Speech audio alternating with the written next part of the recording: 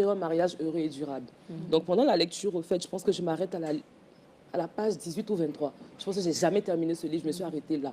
Et dans le livre, il disait, il faut faire les choses dans le mariage par motif de conscience envers Dieu. J'ai fait pause. Je me suis arrêtée. Je dis, motif de conscience envers Dieu, ça veut dire quoi? Et c'est là que je me rends compte que les choses que je fais dans la maison ne doivent pas dépendre de ce que Fabrice a comme attitude, mais doivent dépendre de ce que Dieu dit que je dois faire, des enseignements qu'il me donne. Et là, ça a shifté dans ma tête. Je me suis dit, donc, ça veut dire qu'au fait, depuis longtemps, je faisais la mauvaise chose. Et il y a un enseignement que j'avais entendu, pendant un enseignement, enfin, pendant une, je pense, conférence ou, je sais pas, j'avais dit quelque chose et ça m'avait marqué jusqu'à maintenant. Tu as dit, le mariage a fait de moi une meilleure chrétienne. Et c'est exactement ça. Je pense que dans le mariage, j'ai appris ce que c'était être comme Dieu et pas faire les œuvres de Dieu. Et c'est là que les choses ont commencé à se remettre en place dans ma tête d'abord. Parce qu'il y a une prise de décision. Il y a une prise de conscience d'abord à l'intérieur de moi qui était comme, tu fais la mauvaise chose et il faut que tu reviennes sur les bonnes rails, sur voilà. Et par la suite, je pense avec le mentoring, la parole de Dieu surtout, la parole de Dieu surtout, ça a aidé jusqu'à ce que Standard Divin naisse.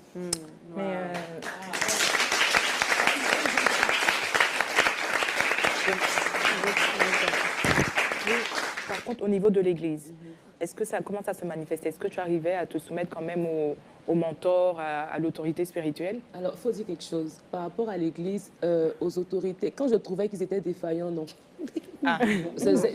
J'avais une attitude, je n'étais pas rebelle, mais je ne faisais pas les choses. Voilà. Donc, par exemple, dans la cellule de prière qu'on avait créée avec mes amis, il y avait une personne qui était mentor à ce moment-là et je trouvais que ne réagissait pas bien, donc non.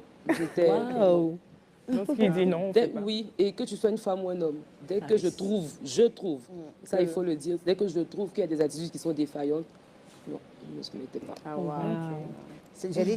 J'allais peut-être dire, est-ce que tu penses que c'est ce sentiment-là, ce mal que tu avais contre l'autorité, ça venait de peut-être pas un trauma avec ton papa, mais de ta relation peut-être non aboutie avec. Est-ce que tu as fait le diagnostic de pourquoi cette... Oui, non, je pense que ça vient véritablement de là, le fait qu'il y a eu une absence paternelle, parce qu'il n'était pas là aussi émotionnellement ni physiquement. Je pense qu'après le départ de la maison, quand j'avais 7 ans, je l'ai revu 2 fois.